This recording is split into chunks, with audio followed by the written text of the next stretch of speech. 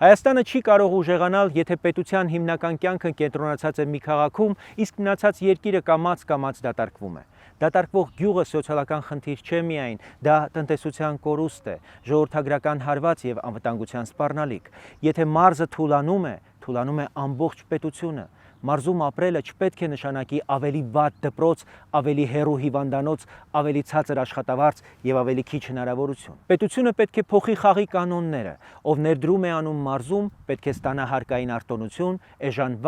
պատրաստ ենթակառուցվածք եւ արագ վարչահարություն։ Բիզնեսին պետք է ասել, եթե գնում ես մարզ, պետությունը գալիս է քեզ հետ։ Մենք պետք է մարզերում ստեղծենք աշխատատեղեր, վերամշակող արտադրություններ, տեխնոլոգիական կենտրոններ, ժամանակակից գյուղատնտեսություն, ուժեղ դպրոցներ եւ հասանելի բուժծառայություն։ Սա կարևոր է նաեւ Երևանի համար։ Երբ մարզը զարգանում է, Երևանը չի խեղդվում գերբնակեցումից, խցանումներից, բարձր վարձերից ու սոցիալական ճնշումից։ Գյուղը բեռ չէ։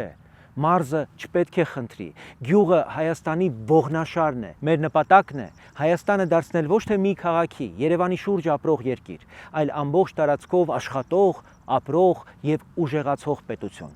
Հանուն ուժեղ գյուղի,